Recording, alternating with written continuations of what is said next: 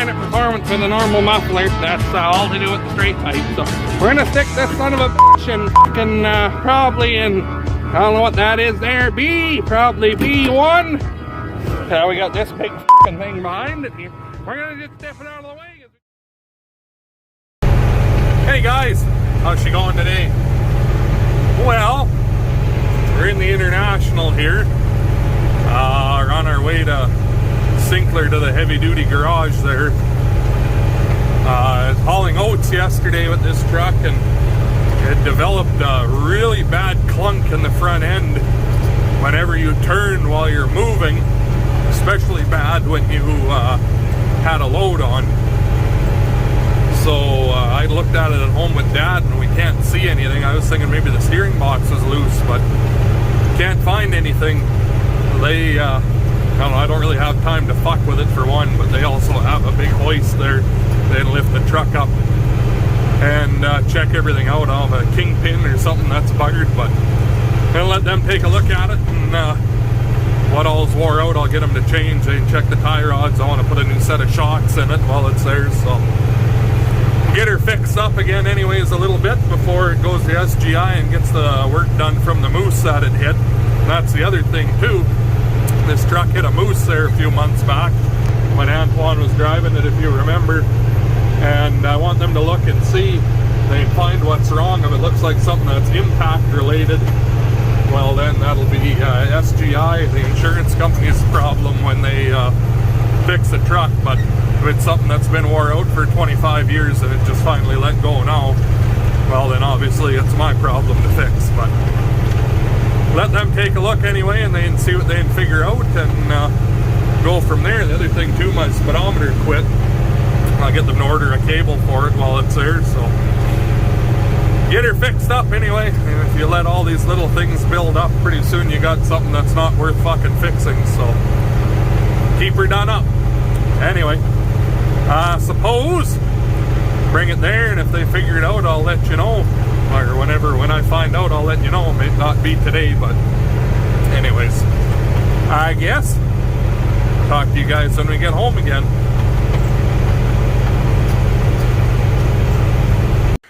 Well, it's the next day. Mrs. zoned out. You gonna drink your bottle? A little bit. Look like you need a nap, child. Anyway, been working on this here on and off. Got her done. Baler's all done. The pickup and feed accelerator are all back together. Fucking phone. I gotta go get an upgrade, but I don't want to pay to buy out of my contract, so we'll just have to deal for a little longer. Now, working on 4440 here. I got a whole slug of gaskets for it and a new Tach. So I'll have to throw that in the dash here. That'll be a bit of a job. And got new gaskets for the oil cooler. It wasn't those gaskets leaking, but I got to split the cooler in order to put on these ones, these O-rings here that are on the tubes. That's what was leaking, not the gaskets, but like I said, you got to take it all apart to do that. So minor details. Show you what we're working on over here. This Tach cable was leaking too, the old one, so I got a new. Well, you got to change the cable when you change the Tach because there's an update. But anyways, there's a new O-ring to go in here. Then we'll have to fish that through. This little door here was leaking. I don't know if Dad changed it yet or not. He was working on stuff when I wasn't here this morning when I was gone to get all those parts. But this is where the little lift pump would go on the, I think 4040 and 4240. They don't have, well, and then of course on the 4030 and 4230, they don't have this big injection pump like the 50 series. They still use a cam driven pump down here. So a little bit different. That's just there. I mean, you can use the same block through all of them. So that's just a little cover that goes on there. On the later 466s, you'll see there's still that place where it should be, but it's just like a piece of plate over it. It covers the hole. So anyways, that's leaking on here too a bit. So we'll change that gasket. Here's the oil cooler. So I got to work on trying to get this thing to split. I just want to take the front part off. I don't want to take the rest of it apart because none of, like I said, none of that's leaking. So try and get that off, and then those O-rings are in these tubes here. So we'll get her ripped apart here and I'll bring it back in a few minutes. Alrighty. Now that we got that off of there, we can work on peeling the gasket, but peeling the gasket and cleaning up this here bit. Oil. So I think the scraper, yeah, fucking phone. Anyway, razor scraper, peel the gasket off. I was trying to split it using a chisel and the hammer and just tap around. It wasn't doing anything. She's upset over there, but she'll be okay.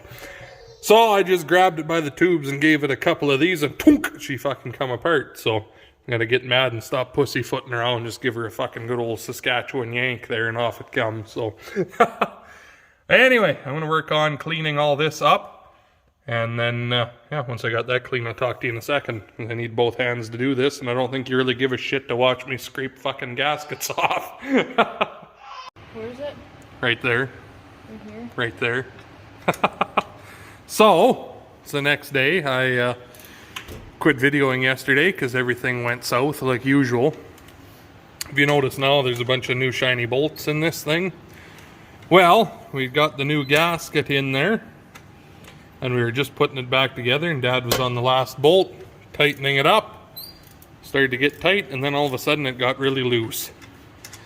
Ah, shit, he said. So we ended up having to take the entire cooler off, which was okay because I cleaned it that way. But this bolt here, not this bolt itself because it's in the garbage now, but the one that goes in this hole, the threads separated from the shaft of the bolt snapped off. So once we got it all off, Dad managed to turn it out with his fingers. But I had to shut you off there. The Van L was outside working on the McCormick. I'll show you what happened to it. I damn near lost my... Oh, it might not fit in there. Yeah, I just about lost my underwear because I almost lost the weights off the one tire. I'll have to get you a socket for that one or something. Well, it will, but it'll take you a long time. So anyway, everything's all sealed up on it now after Dad tried to break a bolt off in it. I did try. Well, you succeeded, so... That one's changed, and now Amanda's working on pulling the dash apart so we can put the new Tach in it. But I suppose I'll bring you back in a few. Well, that's ignorant, I'll tell you that right now. This last one down here, I mean, obviously they want you to take the whole fucking dash out to do that job, but oh my goodness gracious, I don't think so. Anyway, got that out. So now, step number 2 of this project. Tap this little roll pin out so we can put the dial on here, and that's what shows you your gears and predicted speeds. Exciting, eh? Anyway, so get that apart now and I'll talk to you in a few. Almost forgot about this. So, you can't really see now. You can kind of see all the scuff marks in there. 2 of these bolts broke off on it. I was going down the road and all of a sudden, holy Christ, I thought the fucking diff piled up. And just grunk, bang, bang, bang. I didn't know what the hell was going on. I jumped out to look, and it just so happened I'd stopped with the last bolt was holding was at the top. So it was sitting where it was supposed to be, and these were still here, obviously. It had just broke off back there. Christ, when that starts flopping around, they're 85 kilograms each, those weights, so that's a lot of weight to start flopping around in there at 26 miles an hour. So anyway, it's fucking cold out here. I just thought I'd show you that, though. Talk to you in a few. I missed it starting, sorry.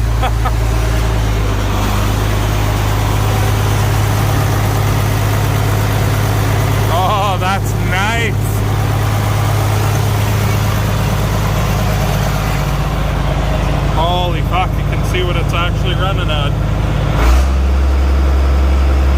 Slow, eh?